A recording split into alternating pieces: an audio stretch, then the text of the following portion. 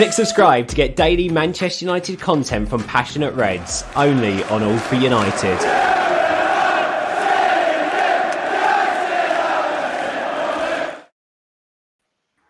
Hello and welcome to arguably the biggest tactical preview we've done so far this season in terms of the ramifications for the game, the build up to it, what it means, how important a win is. Obviously, it's the Manchester derby. Anyone who doesn't know that has been living under a rock. But yeah, brought you the best in the business as usual to go through it. Stu and Abdul, hope you're both well. Thank you very much for joining me. But, pleasure. Pleasure. This game needs no introduction, does it? We'll jump straight into it. So obviously, there's no real point talking about the Watford game. It was a bit of a nothingness. We created a lot of chances. We didn't score them. It's not even surprising for United anymore. So there's nothing we can get from that. There's no point dwelling on it. So we'll look straight ahead to the game. Before we look at sort of what's worked in the past and this, that, and the other, Stu, I wanted to get your opinion on how we approach this game, because obviously City are a side that, as a team, and in every sense at the minute, they're better than Manchester United. So we can't go toe-to-toe with them. So How do we approach this game to get the best result possible? I always say in a game of football, sometimes you've got to go rogue as a player. You've got to sometimes assess the situation, take the game by the scruff of the neck and try and affect it as best as you can. I think Rangnick's got a bit of a problem, really, and it really boils down to our personnel, because we can't go there and attack them, because if we do attack them, they'll exploit our weaknesses. I think we all know that, as you know, on this panel and as fans as a whole. And sometimes I'm not saying you go and you shut up shop, because again, you could get equally exposed when you try and defend. You can get equally exposed. So I think you've got to find a happy medium. And the problem with finding a happy medium for us at the minute is we can't hit an open goal and score, let alone any type of goal. And I think if we, as we've done in the past, and Abdul will go through a lot of points after me, we played counter-attacking football against them, it's taking the chances. And right now, we all know we're not taking the chances. So I think setup is going to be interesting.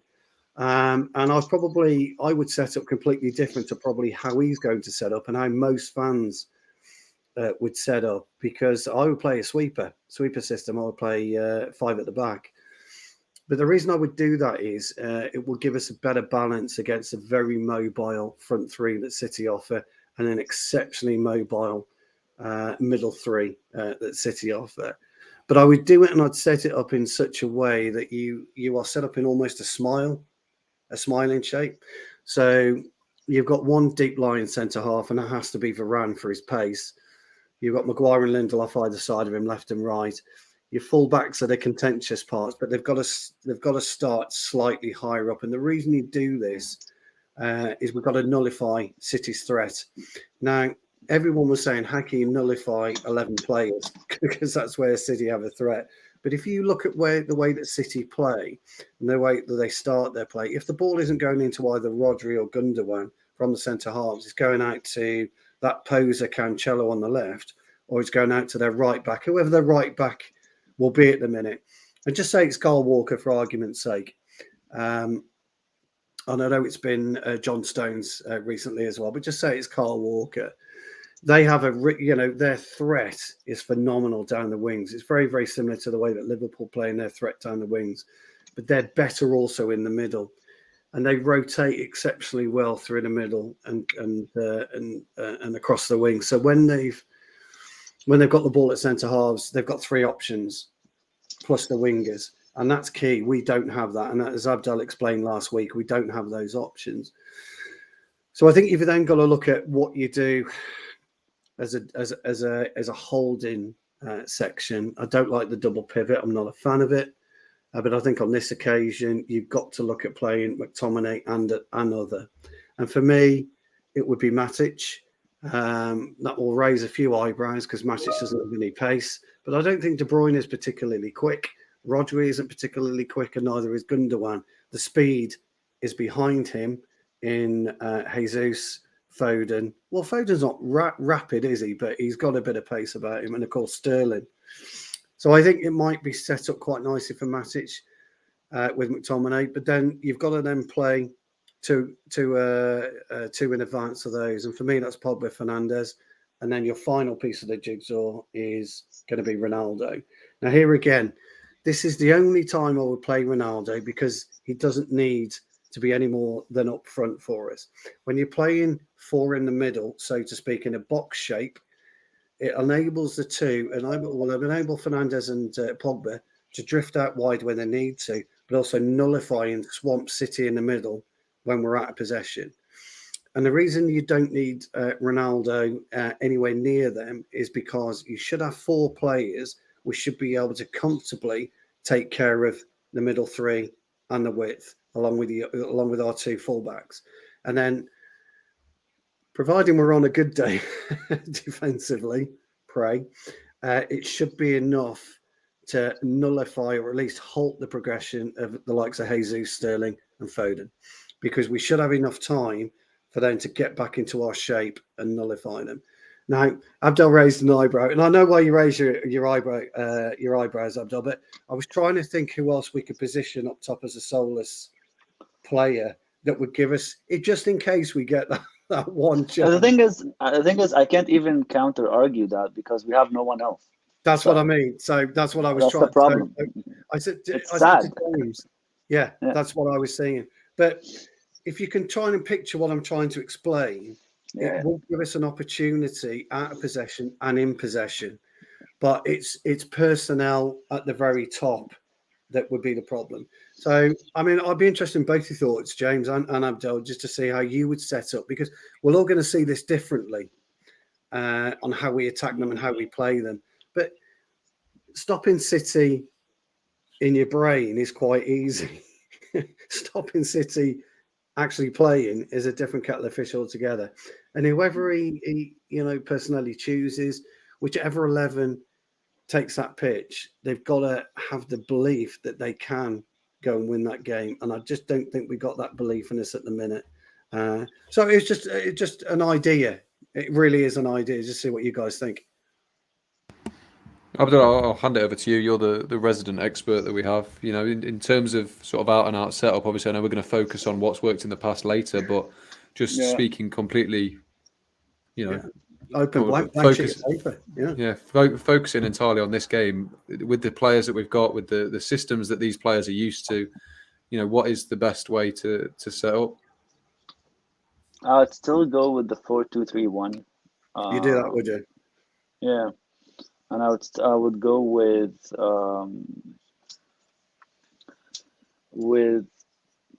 if it's my choice, I wouldn't play De Gea, I'd put Dean.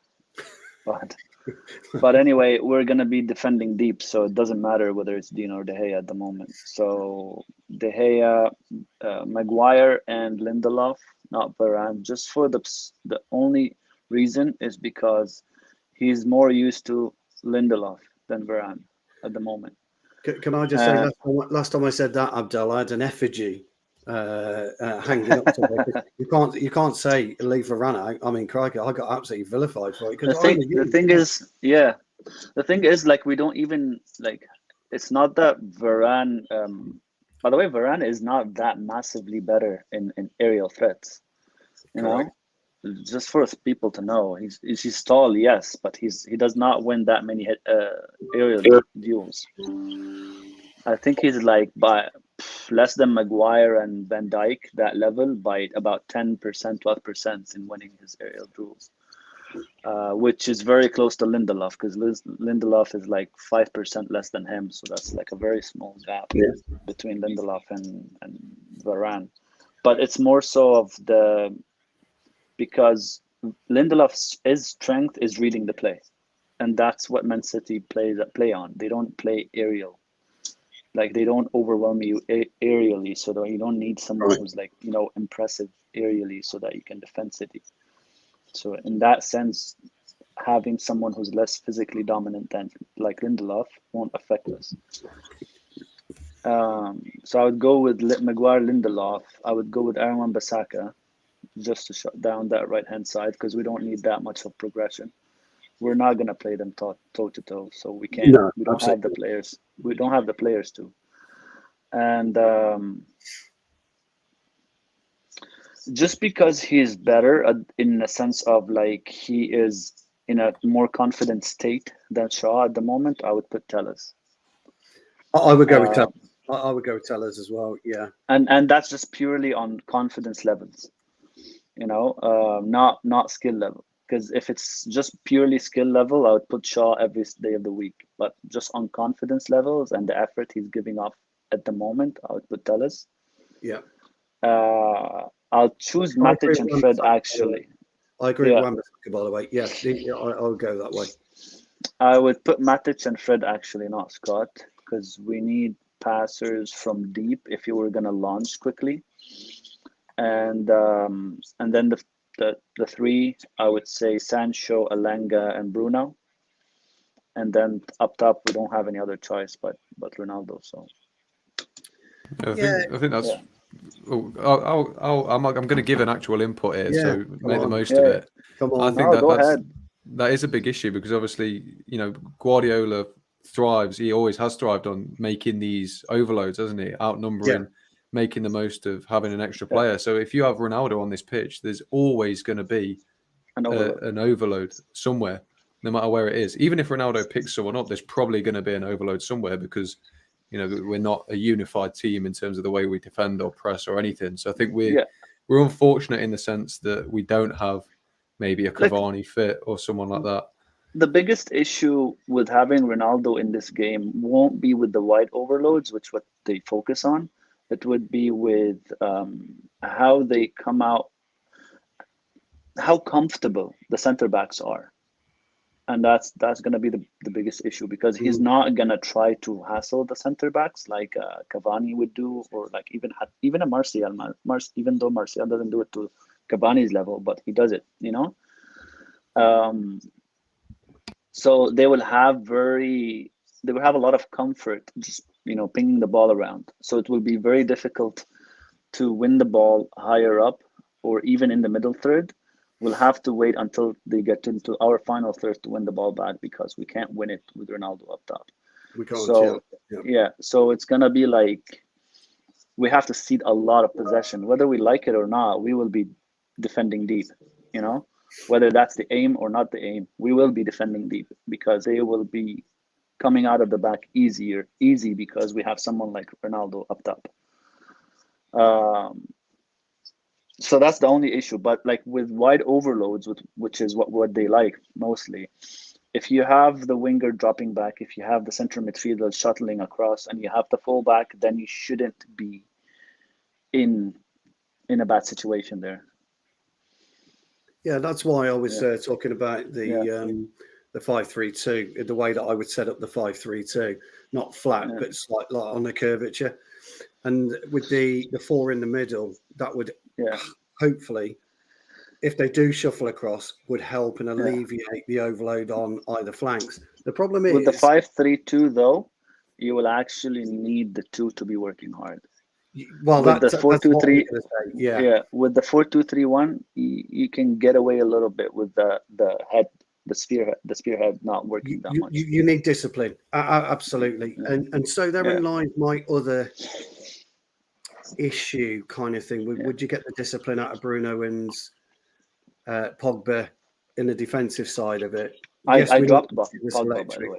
I know you did, No, I get it. And, when we were talking the other day, and I said, Pogba and Bruno can't play together, I just feel on this occasion, if we played that square, it might work. The problem is, I know football's all subjective, etc., and everybody sees it differently. We need those players. We need those players who've got the bottle, the energy, the sense, the determination to go to the Etihad, whatever we want to call it, and win and win a game of football. The thing is, like remember last time, Stu, I was saying it depends on what the functions are that you want to carry out. So when we were arguing a little bit about how well can Bruno and Pogba work together, right? Well, they can and they cannot, They'll work together very well depending on the team around them, and they won't work together at all if the team around them does not suit what they both bring into the table, right? So it depends on what functions are you asking them to do and what you supply those functions with around them.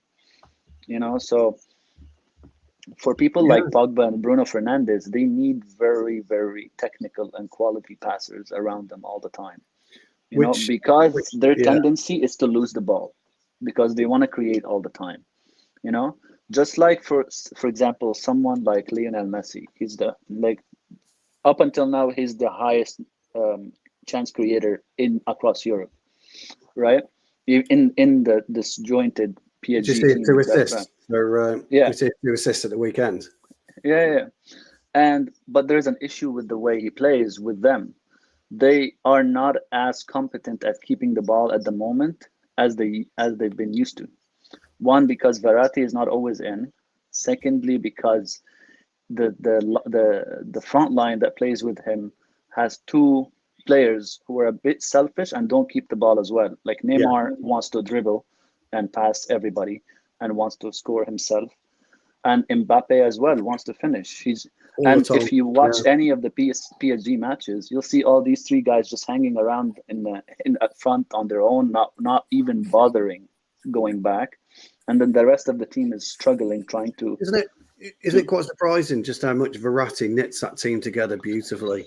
And goes back to the point of Pogba and Bruno, right? So you need the team that can keep the ball to get the best out of people who are high chance creators because they lose the ball a lot. Yeah, agree. Right.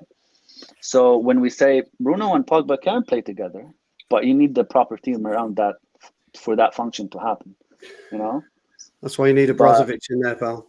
Yeah, so in this, that's why in this instance, I would drop Pogba. I won't play Bruno and Pogba and Fernandes together because the insecurity in possession will cause us a lot more problems than the positives that we get from having Pogba and Bruno at the same time.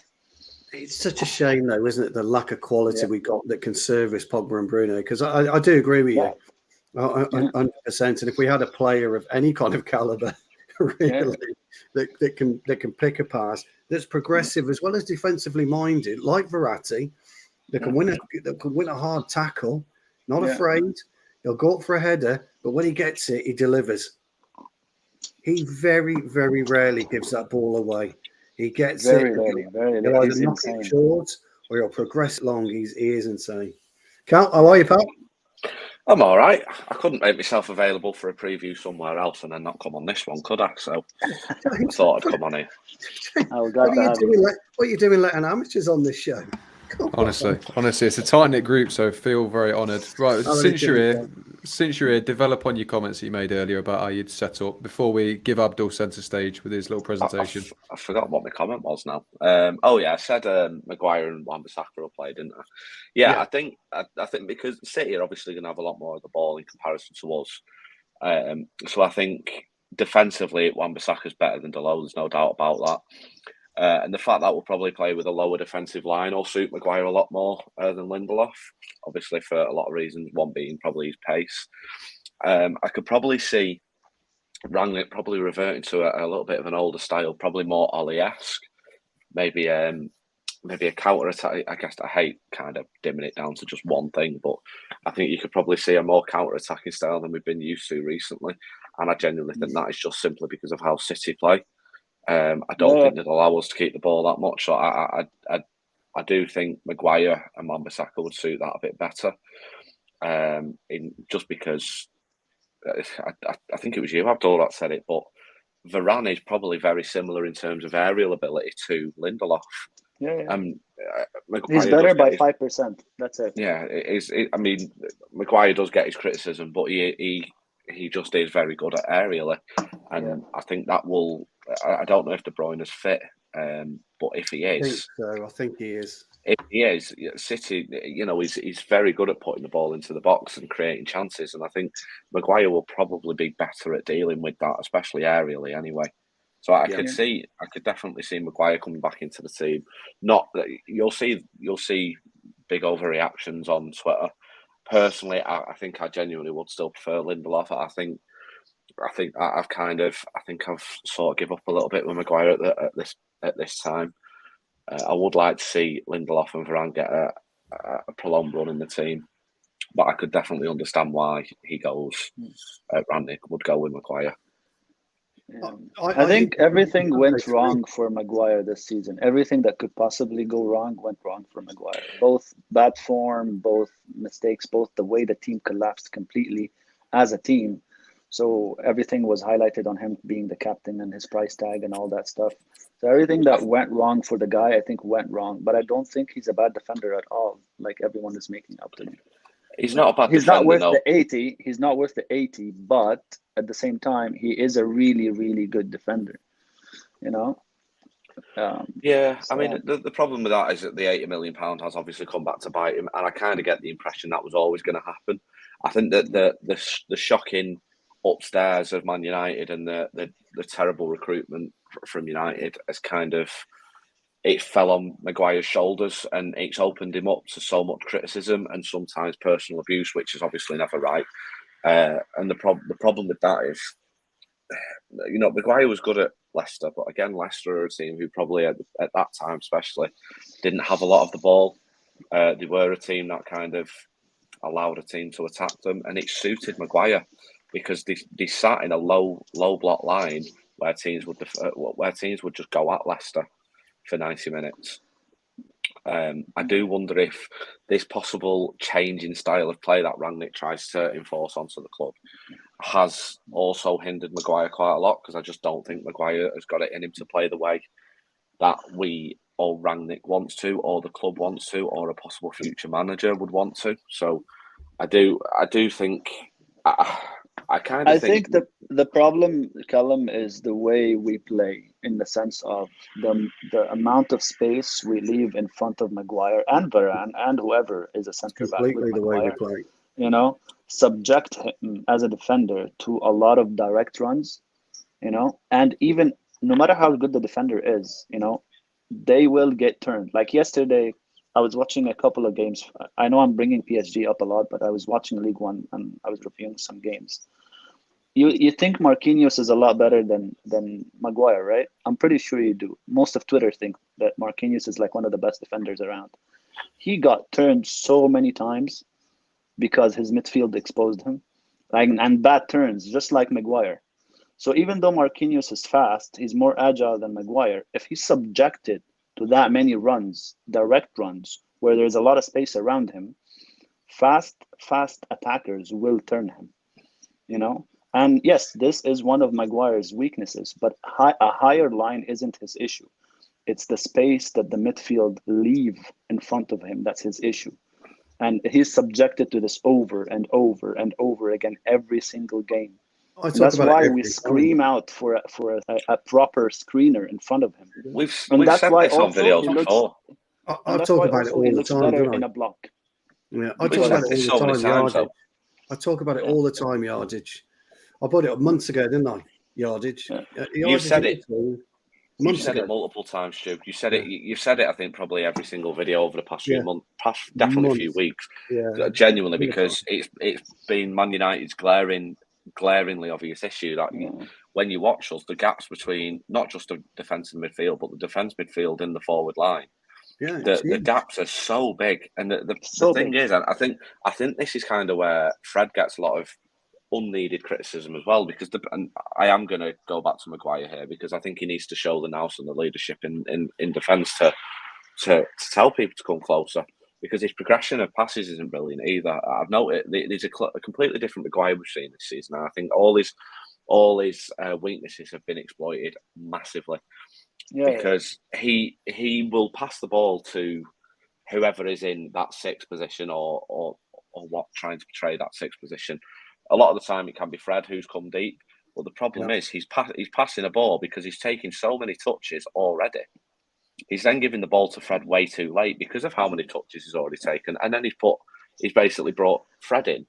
Fred's then in trouble because by those times that he's took all those touches, somebody's then marked Fred or got close enough to Fred to be able to put pressure under pressure to Fred, and then it looks like Fred's lost the ball. I say in those instances, just right before Maguire passes the ball, see how many options that he has. I've said that multiple times, though. Not enough players move and show for the ball, and that is one of Maguire, but anybody else, you'll see the same issue repeat. Yeah, same issue repeat. Yeah. Yeah, true. but again, I think I'm telling you, I'm not even trying to defend him. I swear, I have no love for Maguire. I don't care if the Maguire plays or not. If we have a better defender, I'm happy. But the thing is, if you take Maguire out and you put another defender, that same issue will repeat because we don't provide options. Our midfield doesn't show up for the ball enough, one, and our forward line doesn't come closer enough so that we can progress the ball. So the I biggest said that in difference the last video, and I got hounded for that because You did. but Yeah, no, you're No, right. no, you were I right. got I hounded remember. for I that. watched it. And I got hounded Colin for was that saying the right because thing. so many players. Because I said it after. I think I said it on Sunday because I went to the game last Saturday, and it was the same issues every time I go to Old Trafford. Or what? I mean, it's probably a little easier to see at Old Trafford because you can see the full pitch all the time. But whenever I watch it on the television or when I watch it at Old Trafford, there's a glaringly obvious issue with every single player on the pitch that nobody wants to show for the ball. There's too many players and too many bottlers on that pitch who walk way too much. Nobody should be walking on a football pitch. They should be moving for the ball and showing into space so that they're available for a pass. And the amount of times that's happening in every single game that we're watching, it's becoming a repeated issue. And yeah, you're right. It probably would happen with another defender. But the problem is, Two scenarios happen with our forward line. I remind you, two scenarios happen with our forward line. They either wait and very high up for the ball to get to them, so that they can receive it to the feet, which is a very bad thing. They need to drop deeper, or when they do drop, just like Cristiano Ronaldo, they pass it back. So it's like, why did you drop to begin with if you're going to pass it back to the center back? Well, we now reverted back to the point A again, So, like, even when they do it, they do it wrong. So that's why, for example, someone like Martial, his value was high because Martial had the knack of receiving the ball and turning and progressing the attack instead of actually passing it back, So these little values of Martial that we miss, like, listen, if we get a better player than Martial, I'm happy. I don't care if Martial comes back or not. But we needed that value because we're missing it a lot in the team. That person who turns the ball and receive the ball, turns and progress. We have Cristiano. He comes deep. He just passes it back or passes it sideways again. I'm like, why did you come back deep in Cristiano? Marcus Rashford does the same thing. So we're missing two things, though. We are missing that up top, but we're missing it right in the middle of the park as well. We're missing that calmness. We're missing somebody who can get the ball, put their foot on it, and take a quick look around. Somebody who's, when the ball's travelling towards him, knows exactly what he's going to do with it 3 or 4 passes away. We haven't had that for such a long time. And that forces Fernandes to drop deep and try his hero ball. Absolutely. And that's why I don't rate Rodri as a footballer, but he's very, very intelligent when he gets the ball. He's also exceptionally intelligent when he's off the ball and his movement. He doesn't really run that much. He just walks into space. He drifts into space. We don't. Stu, you've just said you don't rate a footballer, and then give him about 4 compliments about how. No, I know. I think it's because he's a poser and he's a City player. But it's. I've said this on many occasions. When you're playing as a holding midfielder, it's not the most difficult position in the world to play, as long as you know your whereabouts, as long as you're communicating and you play your segments. It's not the world's most difficult play. The most difficult position on a football pitch is drifting between your midfield and your back four. That's the most difficult because that's where your space as a player should be limited. But we don't limit that space. And we've said it. We've all said it 1,000,001 times. We don't play the lines well enough because we don't know when to drop and we don't know when to push. But the other thing about it is, and I'm not going, we talked about that earlier on, Akil, if I pronounced it. Me and Abdullah spoke about Bruno being a false nine. And I've spoken about it all the time. And it does start with our mate, Mr. De Gea. And I'm going to get lambasted again. But it does start with him. It starts in all the time because there's no real... When you're a centre-half, you need your goalkeeper to be strong. I want to come in on this, Stu. I'll let you finish, but I have to come in on this. You need your goalkeeper to be strong. You need your goalkeeper, and I've banged out about this 1,000,000 times as well, to knock your head off on corners. He's got to come and claim. He should be messing around his 12-yard box when there's a through ball coming in, not on his goal line. He doesn't even make it out to his 6-yard box until it's too late. And this is one of the issues. And Maguire, when you look at what Maguire was happening at Leicester, you're talking about deep lining players like Ndidi helping him out. He also had Schmeichel. Schmeichel was rapid off his line. He would be off his line like a shot. Maguire knew that if the ball had gone off him, Schmeichel's there. And that's 100%. Absolutely 100%. You're absolutely spot on. There's actually a video that come out today. Now, I know some people might not like him, but I think he's really, really insightful. But Stephen Howson did a video today on David De Gea, and I'd really implore a lot of people to go and watch it, because it really does highlight De Gea's many issues. In terms of a shot stopper, there's no doubt about it that David De Gea is up there as probably the best in the world, or one of. But then you've got the modern day goalkeeper is not about that. It's about so much more. And the problem is. And by the way, his shot stopping is not going to stay with him for that long. He's just having a spike this season. That's it. Well, I was just about to come on to that, because one of the main stats, and I know a lot of stats can be quite misleading, but I am one of them people that thinks that XG is really, really helpful. It's quite a useful tool. So David Gea is outperforming his XG by 11, more than anyone else, I think, in Europe. That is not That's not sustainable. And Abdul's right.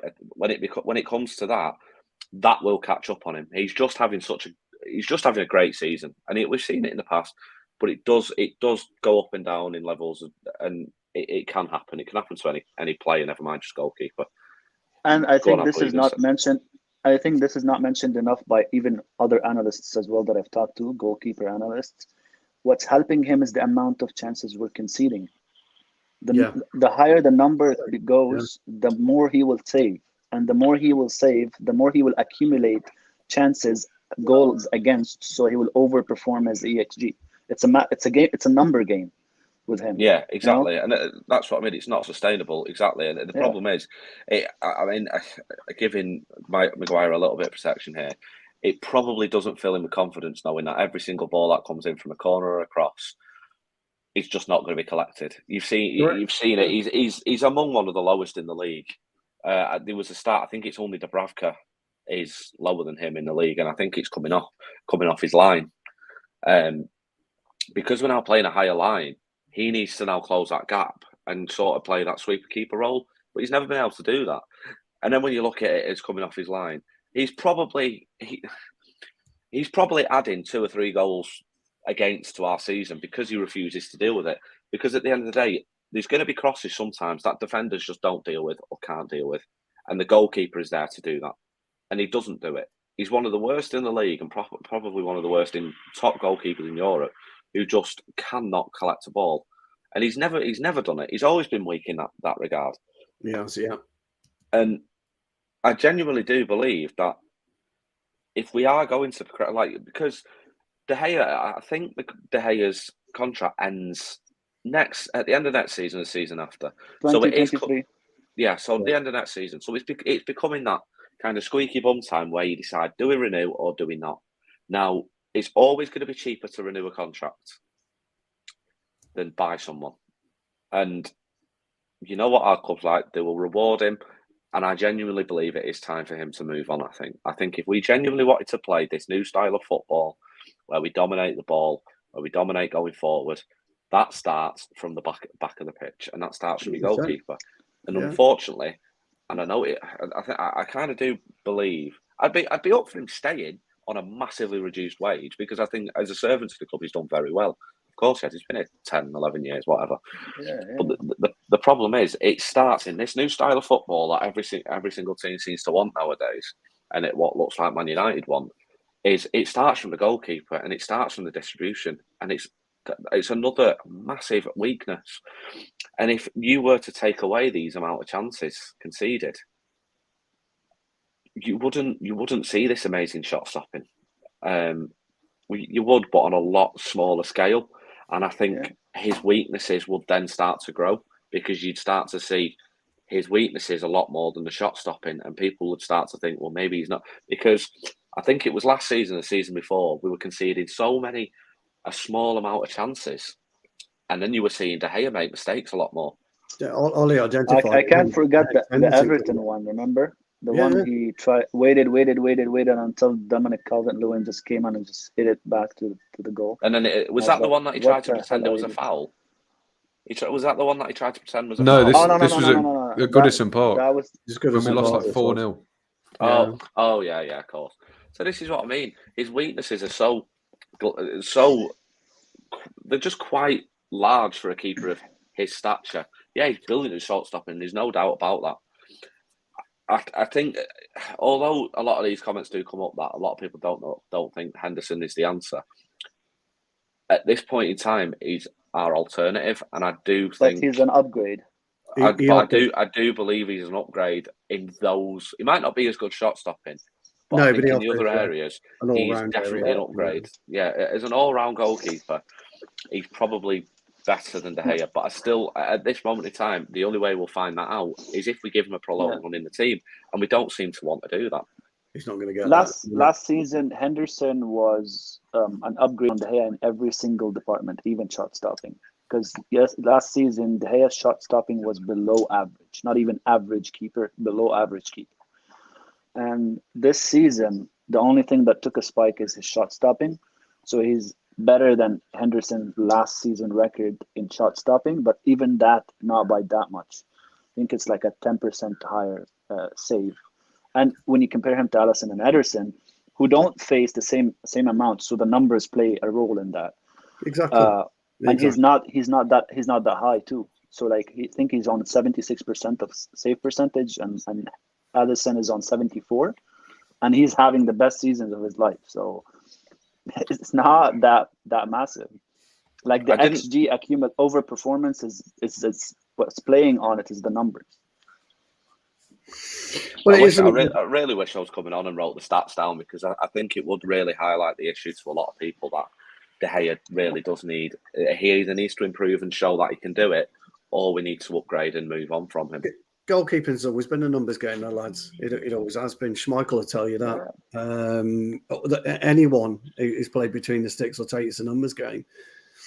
And I look, for me, if you go back to when Ollie brought Henderson in, and he recognised the issue with De Gea, he recognised the issue with De Gea being glued to his line, and when you look at Maguire back then, as to where Maguire is today, Maguire and Lindelof were conceding less chances per game because Henderson was more controlling.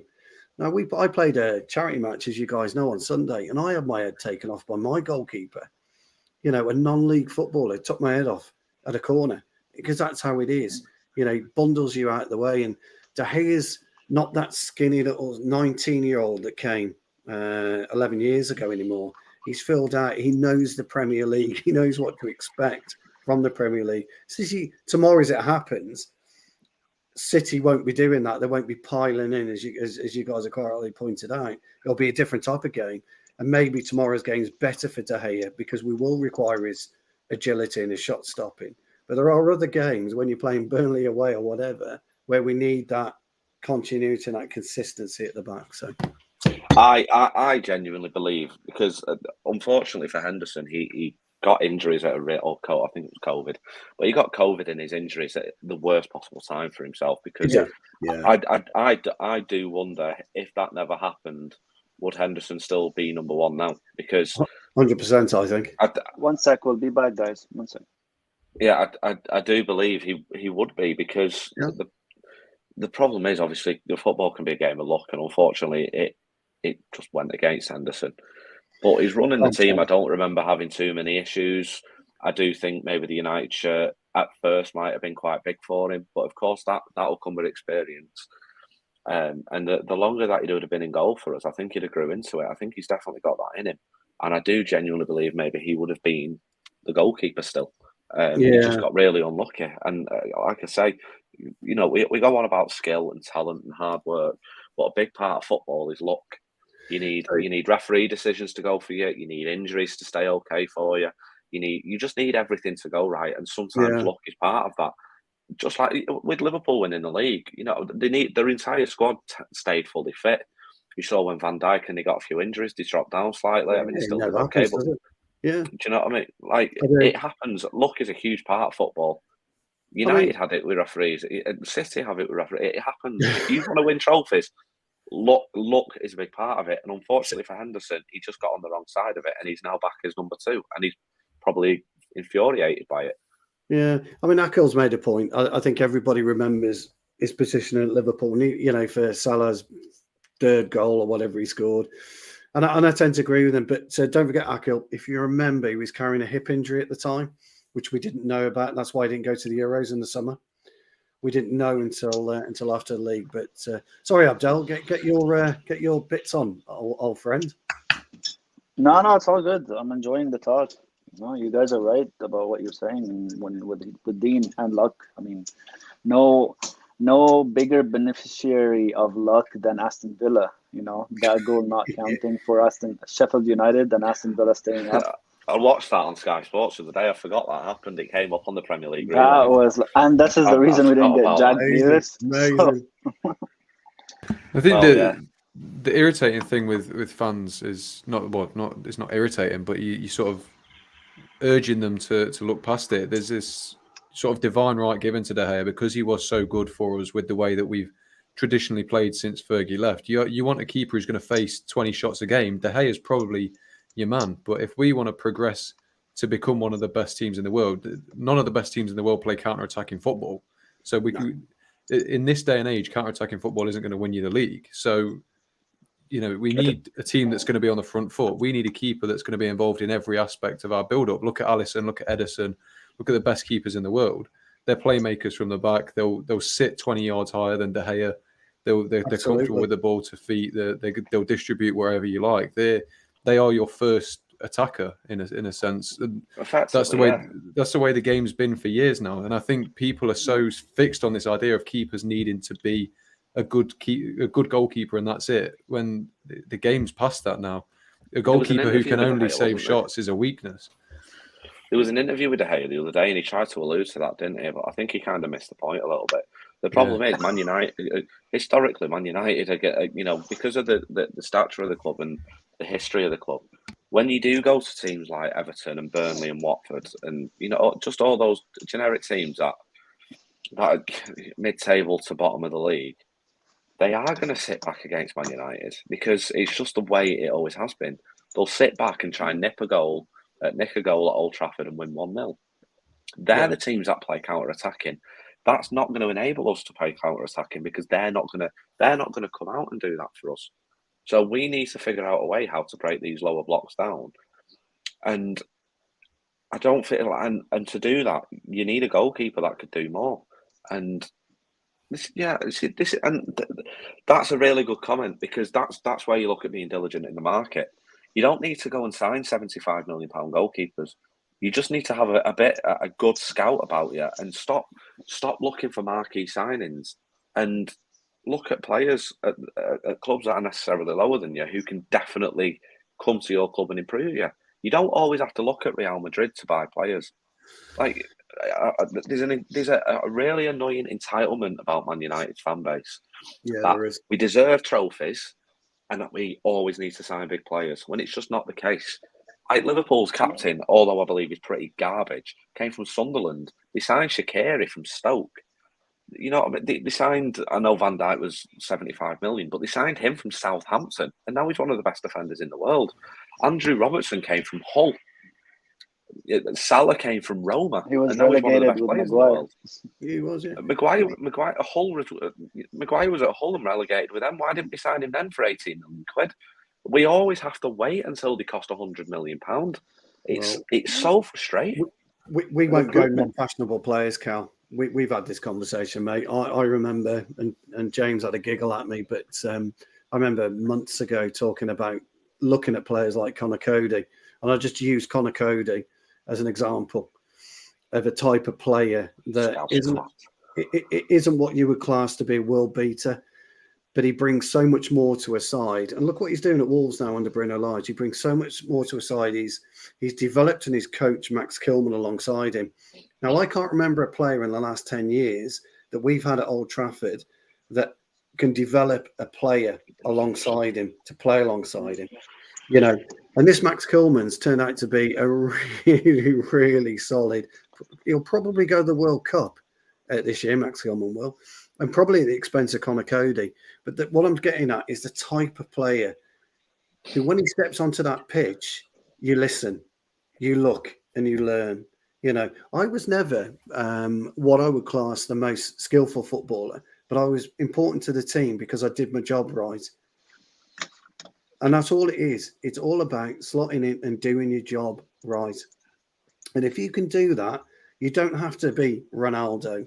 You don't have to be Mbappe. You don't have to be Neymar. You can be a Jordan Henderson, Cal. You can be an Andy Robinson.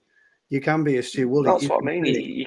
You can find these players, and you can find them for very cheap. But United never seems to do that. It always takes them to go. It always takes like an Indeed, for example. It always takes them to go to a Leicester, who can then get them on a 5-year contract and sell them on a year later for 80 million. If we'd have signed Harry Maguire for 30-40 million pounds, we'd never speak about him. Because he'd be a very viable option for us at that price. But and I say every single video, but everything from that kind of aspect of the club goes all the way to the top, and it goes to it goes to the Glazers. That kind of thing is rotten from the top. We would know. Yeah. We would know that if we could have signed Maguire the year previous for £40 million, nobody'd even have Maguire in the head. But I think the fact that it cost 80 million and then you made him captain, it puts him at the forefront of everything. If he's not a world-class defender, we expected him to be a Van Dijk signing, and he's gone nowhere near that, simply because of the price tag, the expectations of him being at Man United and him being made captain. Around him. And yeah, exactly. It's just become such a major issue, and it will continue happening. And I do wonder, and I do hope, if I'm being brutally honest, but I do hope that this, if this carries on, and this kind of performance and this kind of lack of care from the top at the club continues, I do wonder how many fans will lose. The entitled fan base on Twitter and those kind of people. I do wonder if these will go, do you know what? Oh, I'm not going to support United anymore, because it will get rid of all the fake garbage in the club. We don't want them. We don't want them then. We don't want fans like that. I don't think we'll lose. I think you won't gain. So the newer generation won't be United fans. They'll be, I'd rather support City. They're winning. I'd rather support I don't know who, because they're winning a lot more. They have the better players and all that stuff. That's what's gonna keep happening. City is gonna start building a legacy of their own. Liverpool are gonna go back to winning to their 80s and 70s, and United is just slumping into darkness at the moment. So that's just the natural cycle of things. Like, with the newer generation, people will be like, I want to support where the best team is and the best players are, Yeah, they want to support who wins. And unfortunately at the moment, I was having this conversation before, but I think at the moment, unfortunately for us, that team who does win is City. And this new generation, who in 20 years will grow up to be adults watching City win everything or win a lot, will effectively make City a club who grow in stature, who grow in revenue, and grow in size. At the minute, City just aren't there, but in 20 years they could be.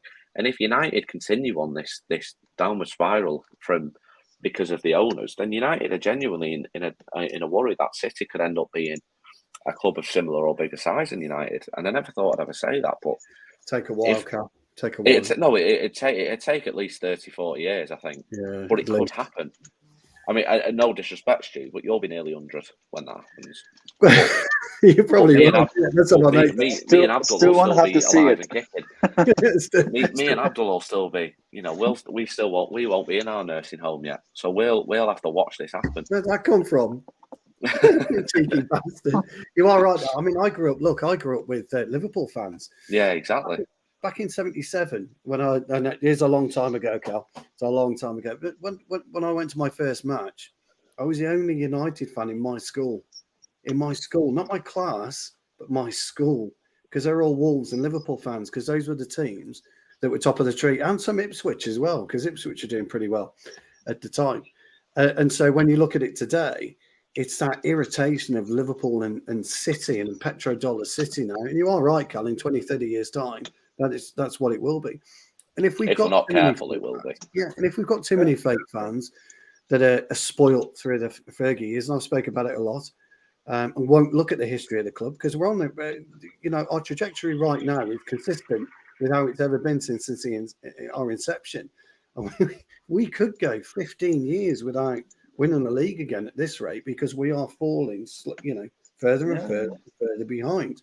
There's no getting away from that fact. I've spoke about it before. I genuinely don't think we'll win the league again with the Glazers. I don't think we'll be a serious competitor with the Glazers as owners. I think we'll be one of them clubs that wins the occasional League Cup, the occasional FA Cup, well, the big trophies that we actually care about growing. Like obviously, I grew up with Ferguson. No, that's right. I don't think that'll happen. I'm gonna say something sort of not that doesn't go with the grain, but I think that's why having Rangnick. I know it happens a lot.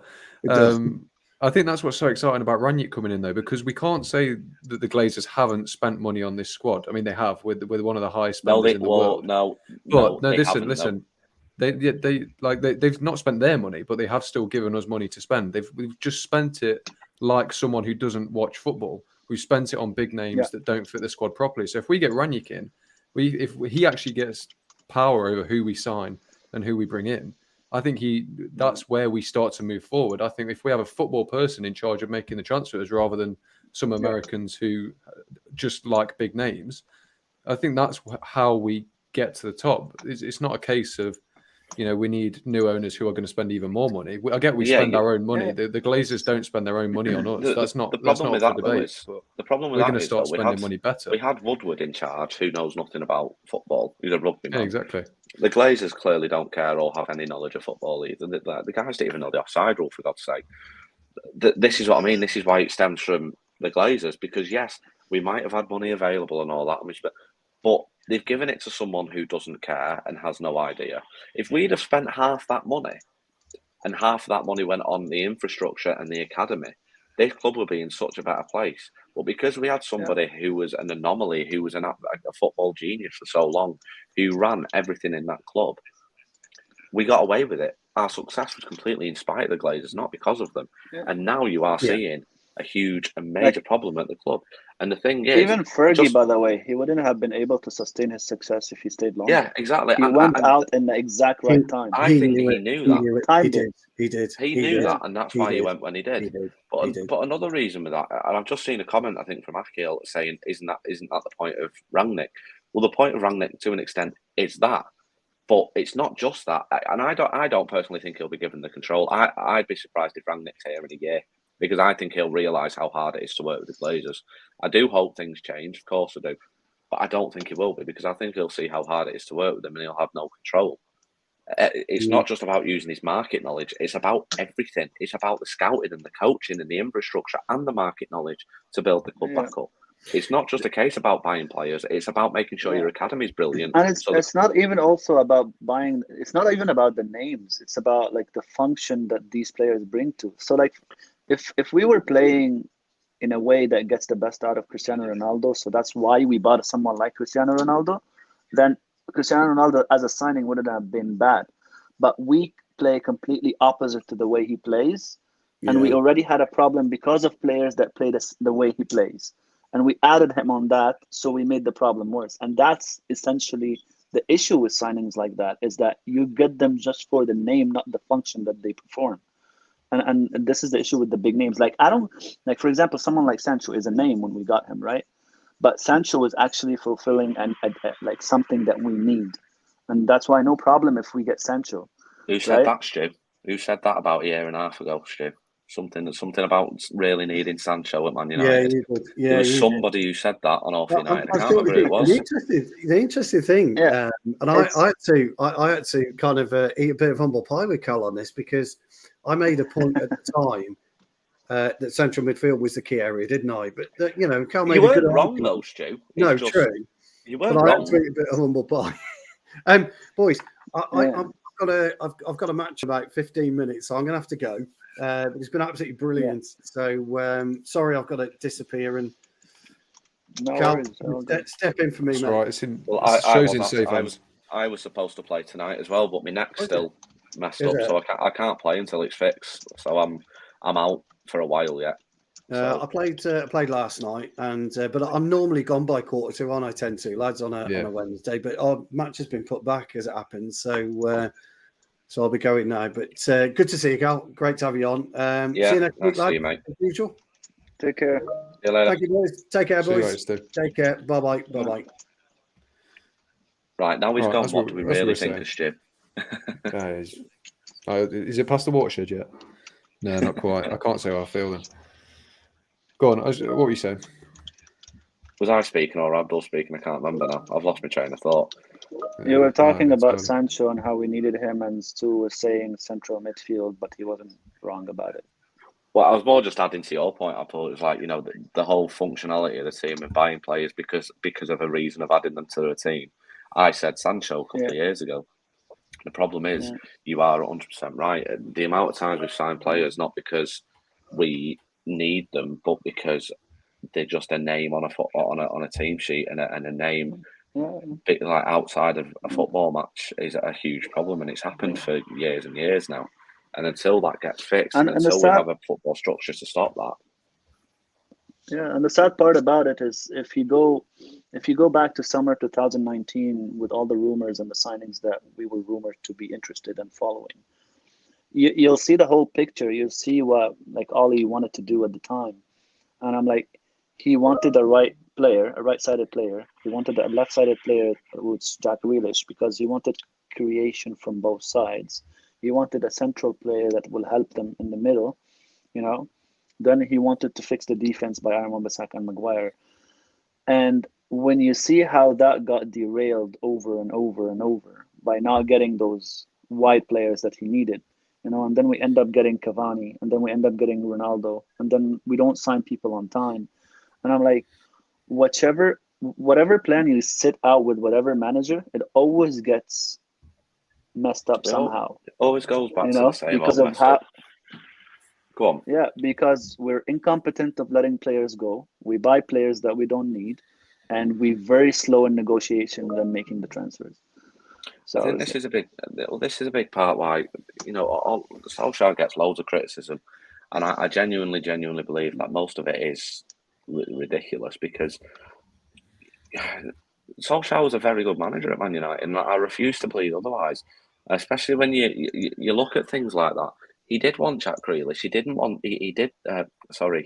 Sancho. He did want that creative player in the middle. He wanted creativity from all over the pitch, but you could see that there was a plan from Solskjaer that he wanted to put into place. That was simply stopped because certain players weren't signed on time. Certain deals wouldn't be sanctioned because of a lack of knowledge and a lack of care above Solskjaer. And that's been an issue for so many years. And the problem with that is then when you compare it to the opponents on Sunday, and you look at, I think City have got 3 directors of football. They've got technical directors. They've got academy directors. Every part of their structure is because they are a football club. And they play football that is so easy on the eye. They score goals. The only problem that all joking aside, the only thing that they don't probably have is enough fans. So this is the point that we come to, that in 20, 30, 40 years, that could change. And City play in a way that I do. We saw it in the early part of the season, and I think the players personally down tools at this point for Solskjaer, but City destroyed us at Old Trafford, and it was 2-0. They barely even came out of second gear. And my worry is that they do the same on Sunday. And my worry is that Maguire's not going to be able to deal with the pressure because it is going to be a case of City constantly coming at us, I think. I genuinely can see it being 70% to 30% possession. I can see them constantly attacking us. I can constantly trying to get in between the lines, constantly trying to get... Because we spoke about it so many times, there is such a huge gap between the midfield and the defence. And with a midfield like City's, they will get in behind that. Because we haven't got that protection for the defence. They will get in behind that big gap between the midfield and the defence. And if that does happen, and City wanted to, they really could. They could score quite a few goals against us, and it could be an embarrassment. United have got to stay really compact. They've got to stay clever. They've got to stay tight to the man, and they've got to know when the option's on and not dilly-dally on the ball. Because if they carry on with it, we could see another embarrassment. I'm just hoping that Rangnick identifies these problems, plays the right players, and plays to the ability of these players. Because if he tries something different that doesn't fit this team, I do worry for for what will happen. Well, let's get to my favourite part of the show anyway, because since we're on the topic of City versus United, the game coming up, Abdul, we'll bring up. This is great self-promotion from you as well, I must say, but we'll bring up tweets that you've sent me. I don't know if this is one you wanted to focus on. I didn't mean it that way. I just But, didn't want to keep saving them and sending them to you. That's all right. But Okay. Can we open, actually, since we were talking about the gaps and stuff like that, can you open the other one, not this one? Yes. Yeah, no worries. Yeah. Okay, scroll down a little bit. It's a good job some of the messages you haven't sent some naughty messages, Abdul. No, I don't, because I don't want to be exposed like that. All right. So I want you to expand this. Okay. So the first image, the way United played that game again in March against Manchester City was the perfect performance to stop them from playing, and also the perfect performance in exploiting the weaknesses that they have, which is the first picture here that I'm highlighting. I'm highlighting the distance between Manchester United's last line and first line. It's very small, and that essentially cuts off all the passing lanes for the pockets that Man City likes to play in. So if you see where De Bruyne is right now, right, these are the small pockets between the midfield and the last line that City likes to play in. But here's the problem for De Bruyne right now, is that he has one man behind him, and he has McTominay cutting off the passing lane to him. So I think that's Cancelo on that. No, that's not Cancelo. I think it's the other fullback. I think that looks like Gundogan on the ball, but I don't know. You think? Yeah. Oh, yeah. That is Gundogan. Sorry. That is Gundogan. So Gundogan here is the only option for him is to pass to Sterling. And Sterling has Aaron Wan-Bissaka on his back. So you see how it's tight for them? It's like there is no distances for them to actually start playing the football that they want to play, right? So if you switch back to the second image, the one after that, you'll see that they try to expand the pitch again, right? And when they tried to do that, Martial was doing just the hassling job, which is just switching them from side to side so that they can go to the wide areas only.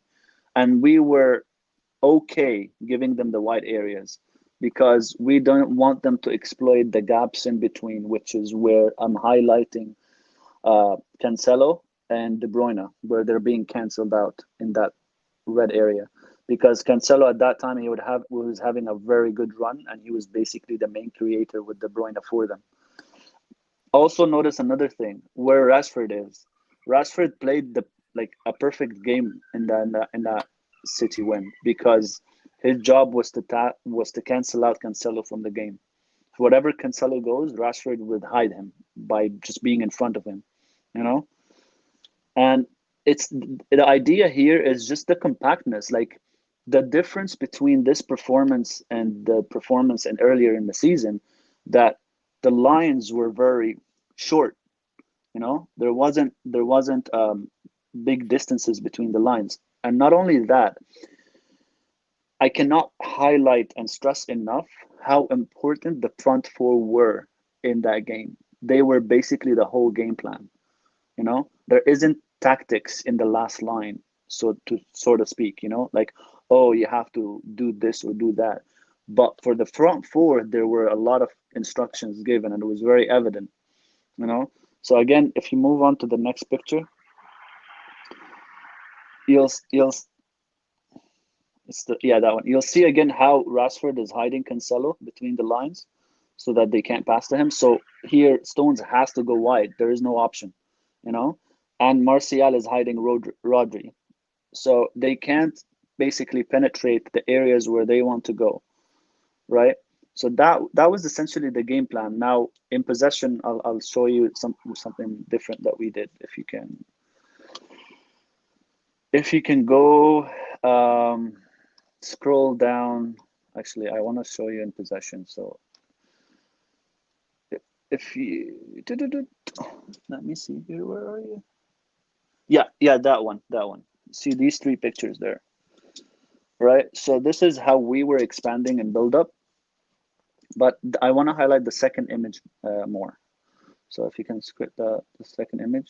So yeah, so the roles of Bruno Fernandes and Anthony Martial in this match were very vital. Why? Because Ollie knew that Bruno will be man-marked. Like, they will set Rodri on him. Wherever he goes, Rodri will follow him, right?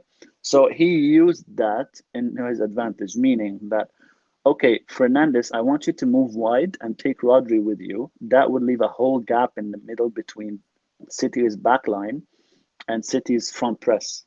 And that's where Martial comes in. Martial kept dropping deep, and collecting the ball when the ball is played out from the back. So here, there were two options for City. Either they commit one of the center backs to go with Martial and leave a very big gap in their last line, because James and Rashford were staying wide when we have the possession to pin the fullbacks so that the fullbacks don't join the press. And this is basically how we broke their press. We split them in half, which is like the front press and their DM and their last line. But who were crucial in that? Martial and Bruno Fernandes, right? And out of possession, who was crucial again? Martial and Marcus Rashford. And on the opposite side, it was Martial and Daniel James, because Daniel James was covering Gundogan, right? So, like, if you could move to the second image, you'll see again, Henderson plays out the ball to Fernandes because Rodri was still not on him. Fernandes will collect it and pass it automatically to Martial. But you see where both Martial and Fernandes are? Just behind the press in the space that, City was affording us, so that we can get out of from the back and basically counter-attack them, or transition. Actually, it's not really a counter-attack since you're starting from your own goalkeeper. And that's the difference between transitions and counter-attacks, by the way. Is that counter-attacks is that you didn't have the ball, you gained it in your own defensive third and you countered quickly. Transition is you had the ball from early, or you want it high up and then you transition quickly. So if you scroll down a little bit, it's the next tweet. You'll see the scenarios that we kept creating against City. 4v3s, 3v2s, 4v4. Like, they're all advantageous positions for us, and we got many chances that way every time. Like, Martial held the ball up, shrugged Rodri off his back, and basically progressed the ball. And we had a chance from this. Again, Fernando, the second picture, if you go to the second picture, that time it was Fernandes. So Rodri followed Martial in one of the instances, I think. And then it was Fernandes who was free. So we played it to Fernandes, and then we progressed again that way. So these were the situations that we kept creating over and over by splitting City in half with between their press and their last line. But again, who was crucial in that instance? It was the front four. It was the way Daniel James and Rashford pinned their fullbacks. It was the way that Bruno Fernandes and Martial were dropping deep to collect the ball and confuse Rodri. So, yeah, so basically this is what I wanted to show what we did in the last game. Now we can talk about their press and our press if you want, because I think that would be a big side of the game in the coming week. I mean, like in a few days. So, again, like if you scroll down, sorry. Oh, go on, sorry, mate. I thought you'd finished. Carry on. I didn't realize. Carry on.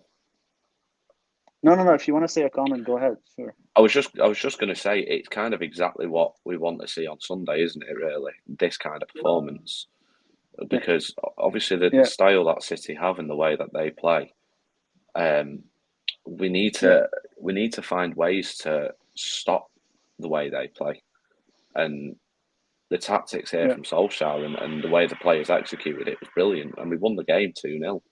We didn't need to batter them. Yeah. It was perfectly executed from a group of players that knew exactly what the jobs were, and keeping the defence, midfield, and forward line so close together allowed their players to be marked out of the game. It allowed Cancelo to be effectively removed from the game because of such a threat that he is. And He got the threat that substituted in the 60th minute. He was exactly, remembered.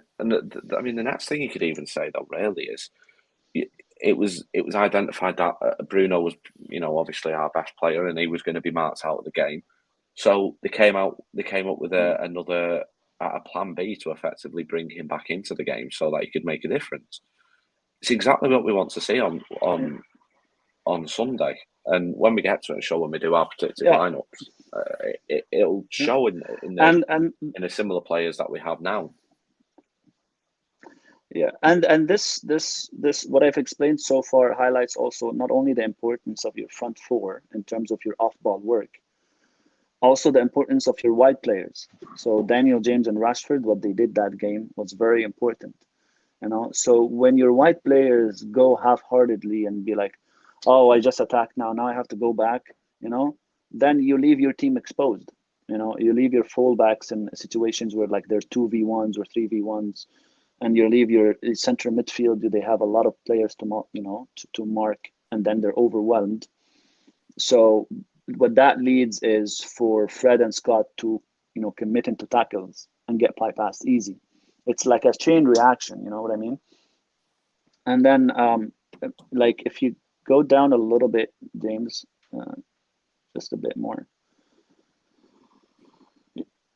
No, not this. Yeah, this picture exactly. So you see where City like to operate here. You see this line where Gundogan is and where Kevin and De Bruyne and Cancelo is. They try to overwhelm us again in midfield by pushing Gundogan up further and pushing De Bruyne wide in the half spaces. Where you see the area where Scott and Fred are. Fred now has a problem. Fred has two to mark, right? What we did was we dropped Rashford further. Rashford went even lower than James, if you see in the picture, to hide Cancelo out. Now, Fred's job is a bit easier now because all he has to do is make sure that the ball doesn't get to Gundogan. So again, City in that situation looked at the three players in the middle that they wanted to access to break us. They couldn't access them, so they had to go wide again. And that's what kept happening and recurring. That's that they kept going from one side to the other, trying to disrupt our shape, but they couldn't because we were moving in sync in our block. And I think there was one attempt. Oh yeah, if you scroll down a little bit more, like not the screen image, the one after that. This is what we forced City to try to do. It was desperation time from City there.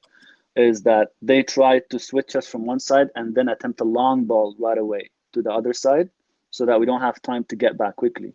They switched to the other image. They tried to isolate Shaw 1v1 with Mahrez, and then progress from there. You'll see that we're still not getting back from that initial image. So we're not in our shape completely. But there was effort. There were in that game that to try to get back. And they had a couple of half chances from that situation because that was their best bet to try to break us down. Instead of playing their passing game around United, was to attempt long balls or long switches from one side to the other side to try to break that block that we had. Sorry, mate, I definitely disagree with something. Why have you called Luke Shawberto? Oh yeah, at that time he was good, so I was making a joke. Oh, sorry, I didn't spot the date. All right, yeah, I'll let you off. I didn't spot the date. Nah, at that time he was on fire, and everyone was calling him Showberto, so I just added it. I'll allow that then. Yeah, so basically that was one of their attempts. Like you'll even see it even further down. They kept trying balls over the top, which is very un-City-like, But this is what I was trying to show anyway. So like even further down the game, they try to change the way they press, which put them at a worse disadvantage because they gave us the wide areas instead of the center. So they tried to put more people into the center to gain control of the game, but it actually left them at a disadvantage. If you go down a little bit more, I'll show you just quickly. Like we don't have to explain it into details as well. Let's a little bit more. No. Go down a bit more. More and more. Just the green image. Yeah, that one. So you'll see that one. At first, they were pressing in a 4-4-2. You know, so this image, they changed their press to more of like a 1-4-1, and this basically put them at a disadvantage in the wide areas because, and this is very, very key, Henderson was involved in the build-up, right? So they tried to put Jesus to try to press Henderson whenever he had the ball at his feet, and they tried to ask Sterling and Mahrez to forget about the fullbacks and go for the center backs. So they were pressing all three of our first options right away. Henderson recognized that, and he threw the ball to Shaw, if you remember the goal, because Shaw was completely free. And this caused the mistake of Cancelo, which is he rushed out very quickly to close down Shaw, but it was too late. So Shaw took the ball with his speed, with his chest, and basically, passed Cancelo very easily. And this is where we created a disadvantage, where Shaw and Rashford had a 1v with Martial, had like a 3v2 with their two center backs. Obviously, we were a bit late, so many of them got back, but we still managed to take the shot and score. But that initial situation got created by, one, their press, two, Henderson being involved in the press and recognizing where the space is and passing it to Shaw. And obviously that caused the Cancelo mistake, and then we progressed from there. So these little things like that, like I think later on in the game, Guardiola took Cancelo off because he had a terrible game and he was ineffective in the game, and he put Walker because Walker can cross the ball from wide, and he has the speed to recover when he's got up top. But it still didn't help them very much into getting anything in the game. But yeah, this is basically what they do and what we did to cancel what they do, right? And the main positivity I can give is that we work off the ball a lot better than since Rangnick came. So at least off the ball will be okay. It's just a matter of what are we gonna do on the ball, because we don't have Martial anymore. Right, Luke Shaw isn't in the best form of his life anymore. Marcus Rashford is dropped from the team. We have Sancho, which makes up for it. So it's what I'm worried about is what we do on the ball. And I remember, James, you wanted to talk about that counter-attacking team from 2019. In that game, I think it's because it suited all our players, because it was Rashford, I think it was also James and Martial as well. But Lingard was the one in the middle. So Lingard is good at recognizing space. And that's why he succeeded so much at West Ham, because they play that low block counter-attacking tactic. There was a lot of gaps between City's backline and like the front press and the midfield, because we were like very, very low. Like in this game, we were not low blocking. In this game, we were in a mid block the entire game. Like we weren't soaking up pressure and counter-attacking like people would say. No, we were in a low block. We were just in compact shape so that we neutralized them, and we transitioned on them successfully. We didn't counter-attack on them. That's the difference. But in that 2019 game, we were low blocking. It was like a 5-2-1-2, I think, or a 5-3-2. And we counterattacked. And what helped us is that because they pushed up so much, because we were so low, they left a big gap in between the center backs and the midfield. And this is where Jesse Lingard came into that game. He exploited those spaces and he would pass it off right away to Martial, and Martial pass it off to someone else, and he had Rashford and James running down the wide areas very quickly because they weren't expecting that, you know, rapid speed that Rashford and Daniel James, you know, how they exploited them basically. So that's the difference. Now, if we low block the same way as 2019, we might have the same space, but I don't think so, because I think Pep in that game recognized the mistake he did by asking too many of his players to push up because we were so low. And once he made Rodri drop back a little bit, and one of his fullbacks, sorry, not the central midfielders, he canceled our counter-attacks. Like if you remember in the 2019 game, after the first half, we were not able to counter-attack the same way we did in the first half. We just resorted to defending, and we kept the result and we ended it. It was 2-1, right? They had like a goal from the corner and ended 2-1. But I remember very well that he changed his tactic and canceled our counterattacks because the space he was giving us was killing him. And that's what he did. Fair enough. I suppose to round it off then, obviously you briefly went over it, but how do we then relate what worked so well just less than a year ago to this team now? As you said, it's a completely different team. So is there a way that we can not replicate it? Because obviously times have changed. City will obviously set up a bit differently. We're under completely new management. But how do we use these things that work so well to our advantage this time round? I think you come out with the whole thing that we talked about here. I think what you come out with is that, one, you need a solid block, and you need to keep your lines compact, especially against City, right? Deny them the central areas that they like.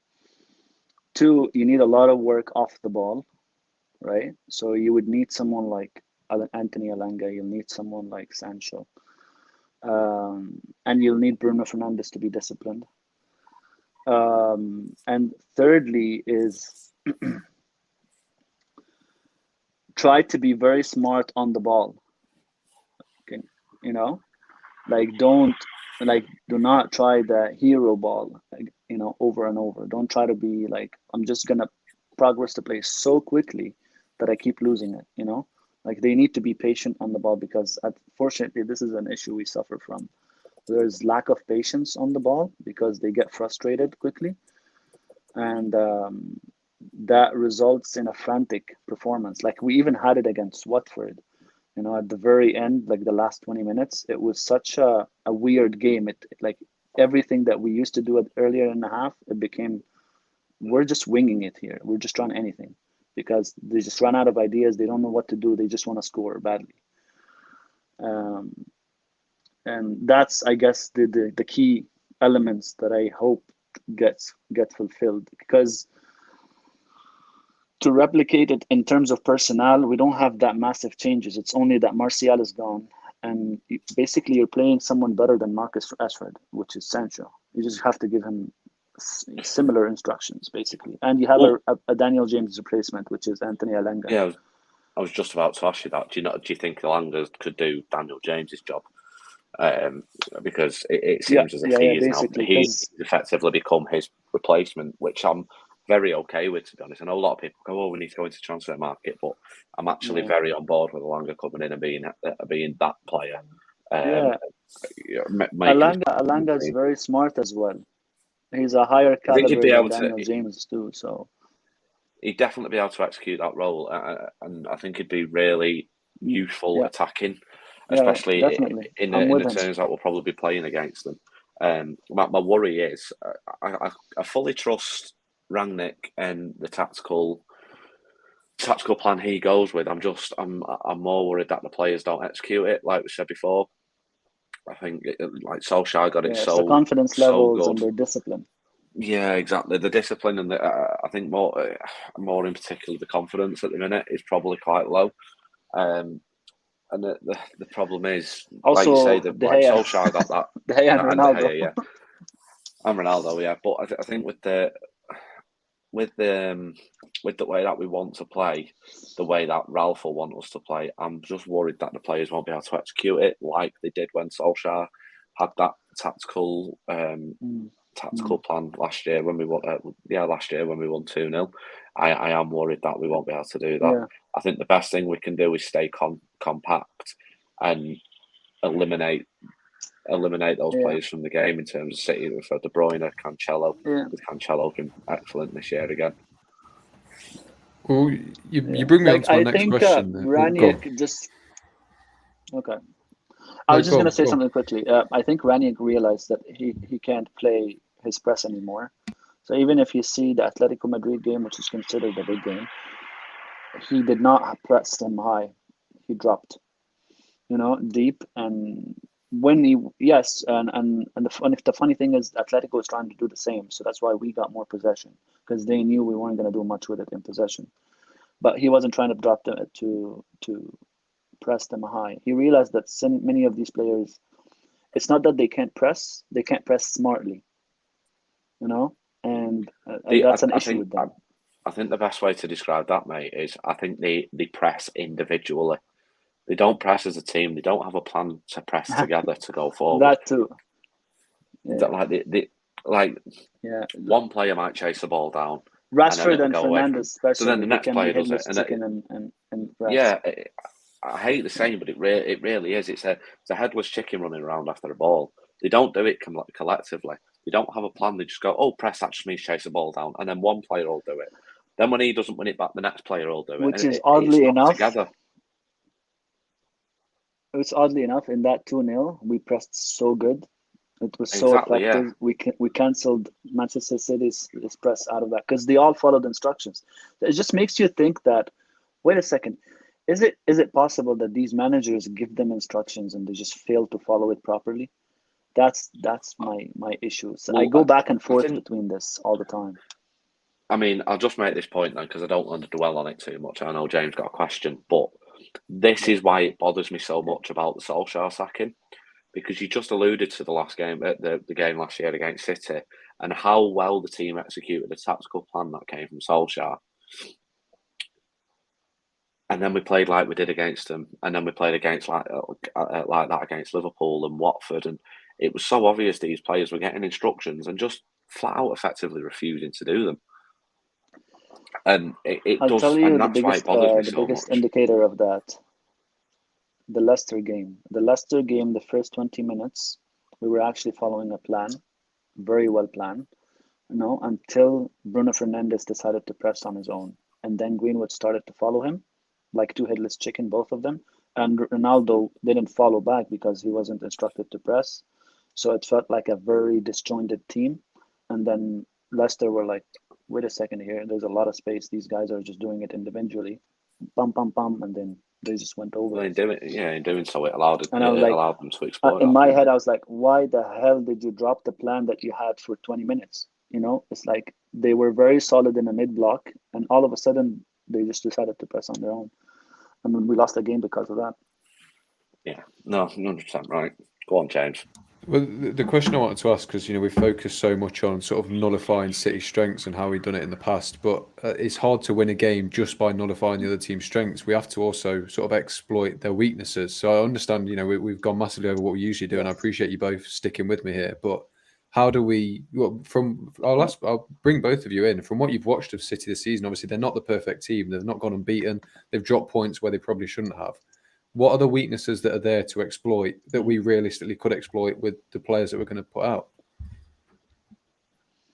Go on, mate. I'll let you go. I would say it's if you can create situations where they have to defend you 1v1, because they're not good defenders individually. And Pep admitted it, himself, like in his press conference. He's like, individually, we're not good defenders. And this is where the hype for Diaz, I don't understand, because Diaz, he's a good defender. He's not a bad defender, but he's not like an elite defender. It's just that he was dropped in a system that's hiding a lot. But Diaz, if you isolate him one-on-one, he is really bad. He will get turned over easy.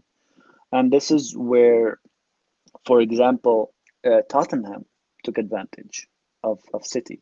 Obviously, we don't have the Harry Kane player in our team, the one that's just going to spray passes all over the place. His performance against City was exceptional in terms of just spraying those passes. But he isolated a lot of his players with City defenders 1v1 because of that quick pass transition, and this is where they're weak, is that if you were able to create situations where counter-attacking or in possession, but I know we're bad in possession, so I'm just speaking in a counter-attacking sense. In a counter-attacking sense, if you're able to exploit the space and find, for example, Alanga in a 1v1 or Sancho in a 1v1 with their defenders, they're easily exploitable and you can score against them. But that's the key in it though. But do we have the player that can be the focal point like Kane or like Martial? We don't. Yeah, I mean, you're right in that last point. I wasn't going to necessarily say defenders. I was just going to allude to one of them. I think with Alanga and Sancho, I think that's who they'll start with. Rangnick will start with, and if he was to do that, I think, depending on the side he starts, of course, I think focusing on Cancelo quite a lot, especially in the defensive sense, because I think it's quite well known that Cancelo just isn't. He's very good going forward, and I think it's kind of the sign of a modern fullback, because I know Trent can be quite similar. But I think if you were to focus your attacks on the side that Cancelo was on, whether it be the right back or the left back, I mean, Kyle Walker's not the best defensively, but he's certainly better than Cancelo. If he was to play left back, I think you'd probably look at playing Sancho on that side, because I think he's definitely got the ability to beat his man. Walker. Yeah, and I think that's what helps him, whereas Cancelo can sometimes lack in that. I do genuinely believe if you were to help create an overload on that side, that Cancelo was there, allow for a 1-2 pass to get past Cancelo, you're effectively eliminating him from the game in an attacking sense again. Like you were speaking about Rashford doing it defensively before. I think if you were able to do that in an attacking sense, remove him from that side of the pitch, allow your attack to get round him, I think you've got a very good chance at getting behind the entire City defence. I think that's something that we should be focusing on. Whether he plays right back or left back, obviously we don't know, but I think it would be worth looking at a sense of getting round him that way, because I think he would struggle to deal with it. Same thing with Zinchenko on the other side. If you isolate Zinchenko 1v1, he's not good defending. Greenwood sat him on his ass a lot of times. I know we have to bring that name up, but I'm just saying as an example. He's not very good defensively, Zinchenko. He's very good going forward as well, in terms of like the quality of passes, the recognition of space, crosses and all that stuff. He's very good. So Cancelo is elite. He finds passes with both feet, but they're not good defensively if you isolate them. Even their centre backs are not good defensively if I isolate them. Well, yeah, I think the centre backs, they wouldn't be your first choice to isolate. I definitely think if you focused on the full backs and tried to focus your play down the wings, I think you'd have a better chance of getting in, especially with the likes of Sancho. If Rashford was to be able to find some form, even he'd be able to do it. I think if you were Alanga, of course, obviously I know he's not going to be available probably ever, but Greenwood would have been good at that as well. Ultimately, I think if you were to focus down the flanks, especially attack at their fullbacks, make sure. Yeah. My biggest issue with them is never finding space and never being able to open themselves up for a pass. I think if you were to have that one extra man to make themselves available for that 1-2 down the wing to get behind them, the back line, I really think that could be something we could explore. I actually think that's how we'd probably beat City, by just focusing our attacks down the wings and actually being able to put a decent cross in for Ronaldo. Yeah. There's a tough thing there as well. We need Ronaldo to get into the box. That's and not be offside. You look at we have put a lot of good deliveries into Ronaldo, and he's developed this tendency of either he's not in the right position, or he'll mistime his jump, or he'll try some weird acrobatic thing from an angle, and it's frustrating. We were speaking before the show, me and Stu were, about the stats that have come out. The service is there for Ronaldo recently. It definitely has been, and there's something that's not clicking in his head, and I'm not sure what it is. I don't know though, because I think with Ronaldo, I think it's always been the same throughout his career. Ronaldo is a guy that scored so many goals, But he's not. Believe it or not, I don't think he's that clinical. He's not. He's He's not not the clinical. one chance. He's not. No. He's He relies on he's quantity. not. He's not a one shot, one goal. He's a 25 shots, 4 goals kind of person. Never been. And Exactly. he's never been a that one-shot, one-goal person. kind of guy. And I think you can look at his time at Juventus, and you could half justify why we did bring him in, I guess, if you were to look at it from a footballing point of view. But he's not linking the play up. He seems to not be in the right position, and he seems to be offside quite a lot. And with that being said, when the ball is delivered into him, he's as many chances as we are creating, we're still not creating enough for him because he does rely on quantity. Now, with how we're playing, we do need that clinical finisher. And that's where I do believe Mason Greenwood would have fit in perfectly for that, because he is the best finisher at the club.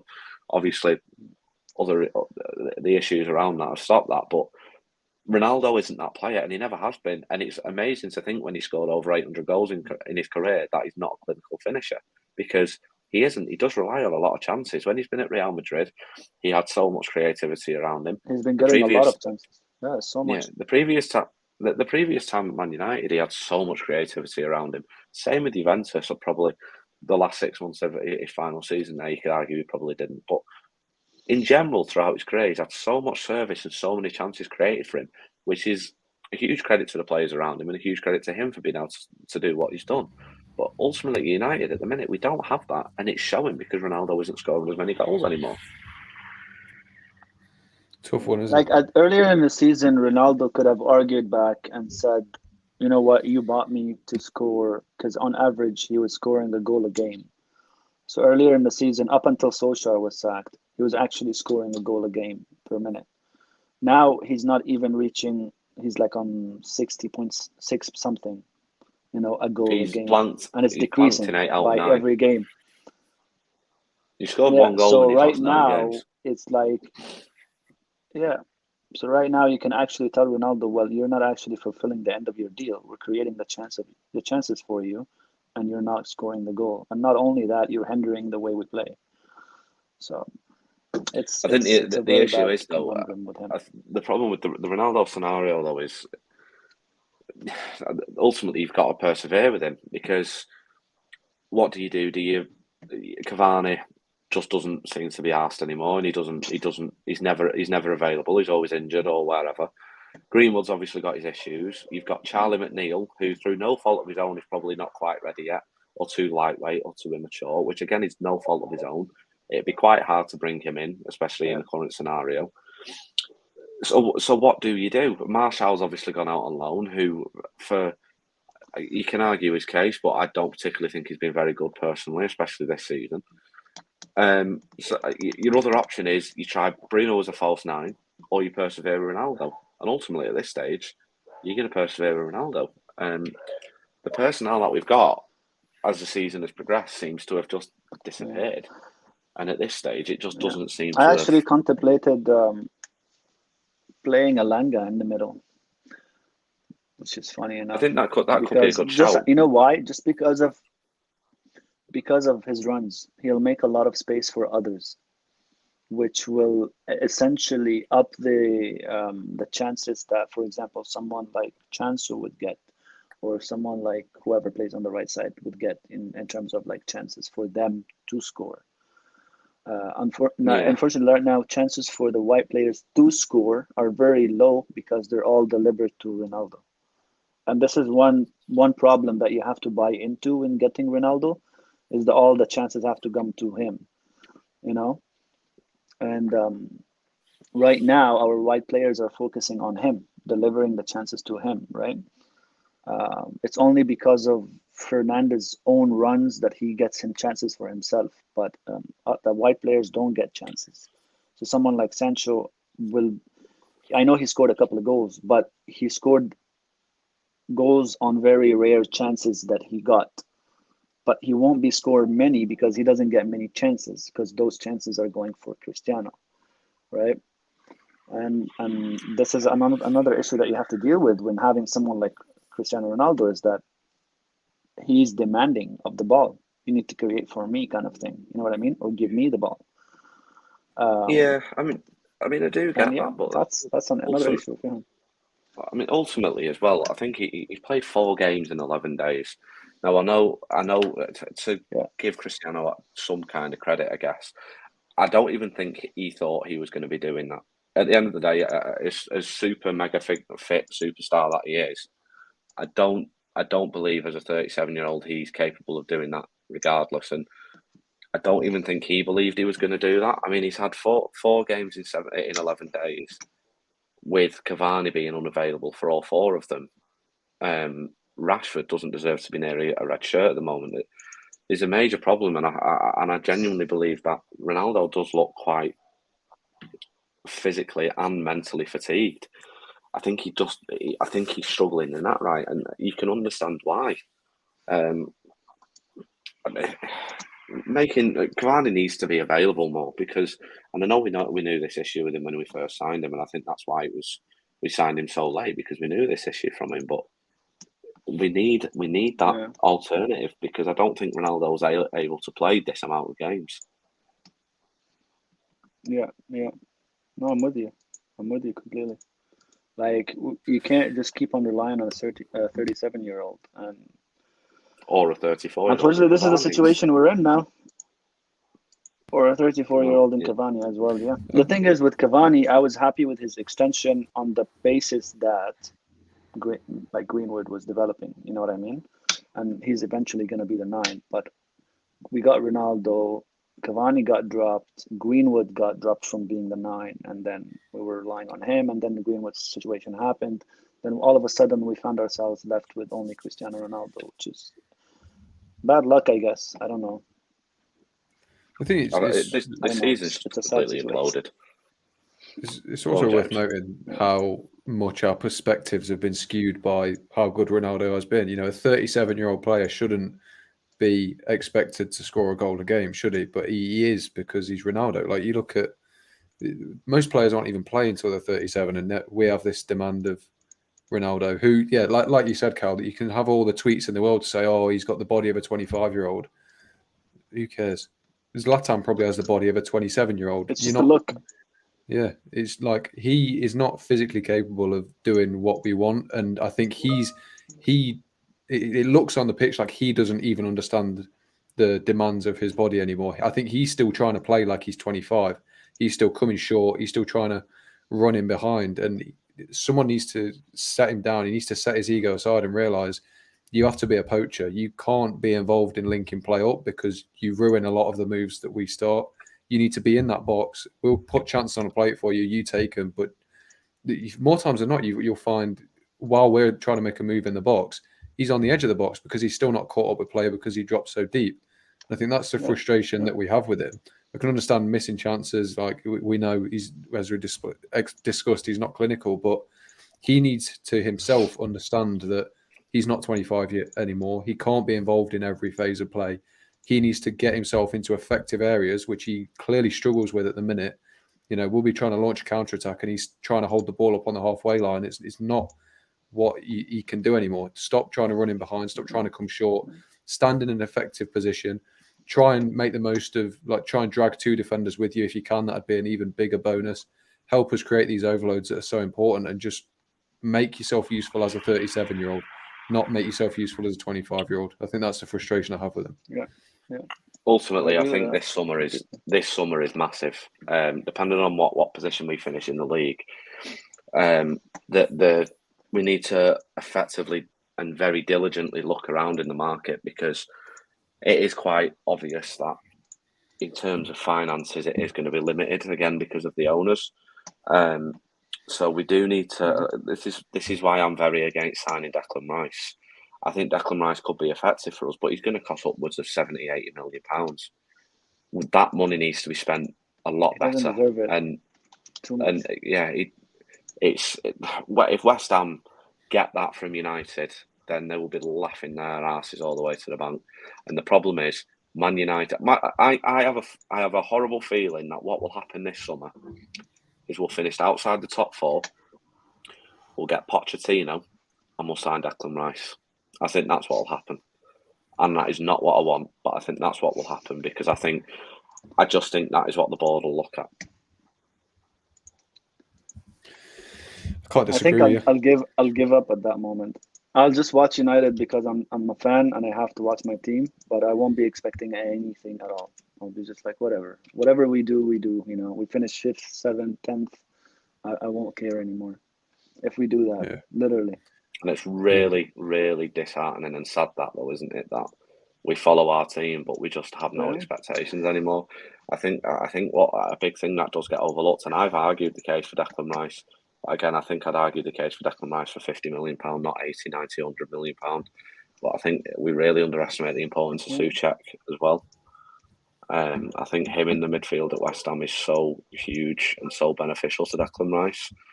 When we're looking in the summer that we won't have a Pogba, I genuinely believe if we carry on the way we are, we'll lose Bruno.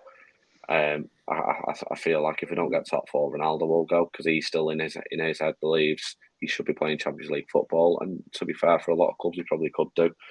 At this moment in time, I do genuinely worry for the future, considering how much our expectations were at the start of this season. It's quite horrifying how badly it's gone wrong, and it goes all the way back to the same thing every single time.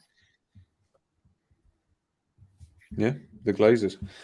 I suppose we've been on for almost 2 hours, so I'll wrap it up soon. But you've just brought up a question in my head because I'm interested for your opinions, Abdul, because we've not ever actually had this conversation. Obviously, the mention of Poch coming in and how it'd be all right, but it wouldn't be ideal. Who do you actually want to come in as manager? Yeah, it's a very tough question, to be honest, because remember, like I was saying earlier in the previous podcast when I was with you guys, I was saying that we have a mixture of everything. Like this team doesn't suit one manager, you know? Like, for example, if Ten Hag were to come in, and I think Ten Hag is the best option, by the way, especially with working with Rangnick, two people who are very involved in football and know their way. I'm just not sure that many of these players would suit him, you know? Like, because we have many who are inadequate passers, and he wants incision and precision in passing and quality passes from every direction. So Who was someone this, like Abdul? Aaron Sorry, mate. Wan-Bissaka automatically would be shipped out. Who was this? Sorry, mate. Ten Hag. Oh yeah. I'm talking about what Ten Hag would require from his team, right? And if you go through our squad list, it's like, okay, so if this guy wants quality passers from every direction in every possession, that automatically ships out Aaron Wan-Bissaka, Scott McTominay, Fred, Matic because of his age, because he needs work rate too. Who else? Marcus Rashford probably doesn't get a look in because the only thing he uses is his speed, right? And his decisions are not very good. So you see how many, and those are starters for us. These are important players. They're not players who are just in the squad, you know? So he will require a lot of time and a lot of changes, basically, Erik ten Hag. But I'd rather do that. I'm as a fan of Manchester United, I'm willing to take that process and wait for it. It's just the idea of his recruitment can actually do their job right with him. But Poch, on the other hand, he relies on pressing and quick transitions, just like Rangnick, which is also suit Rangnick in a way. But I think the squad appeals to Poch a bit more than Erik ten Hag, because Erik ten Hag is a heavy position-based team, not just transitions and pressing. But Poch is transitions and pressing, so the squad could work a bit more with Poch and will require lesser time. But it comes back to, can he win us something and all that discussion, but I don't get into that really. I think ultimately with Poch, it comes down to a lot of people say, or their argument for him is what happened with Spurs and the development of his younger players. But ultimately, he still didn't win anything with them. With a team that really should have won the league. The fact that they didn't is quite showing. I think his performance in the Champions League final against Liverpool was shocking. I think there's still that question mark over Pochettino whether he could make it into that big time. I think with Ten Hag, you're right. I think a lot more work would be needed. I think most fans probably would be more than willing to give him that time because of who he is and how good he is as a manager. I know you will get some people who don't care and were like, why has he not won everything in his first season?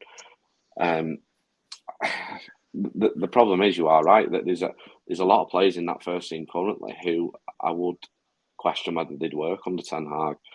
And I know we would. This is why we need to get the recruitment of the manager very early, because it's going to need time to identify the right targets for the right manager.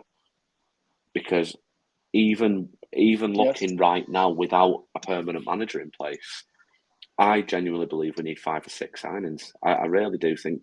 I think we need another centre back. I think we need a right back.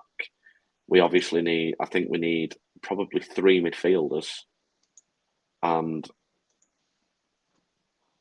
1 or 2 strikers. I think you're probably looking at upwards of 5, 6, maybe even 7 signings. If you really wanted to, we might even need a right winger, because it looks like Sancho's being better on the executed off the left. So if that continues, we might even need a right winger as well. So the way I look at it is, you have to hit the most urgent problems. What are the biggest gaps right now? I would argue that the biggest gaps right now would be the central of midfield, and especially with Pogba leaving as well, and Jesse Lingard probably is leaving. I would say keep Donny, fill the gaps in midfield, and then you have Donny and Bruno Fernandes, and you fill that deep midfield. Get 2 deep midfielders. Actually, I would do that, to be honest.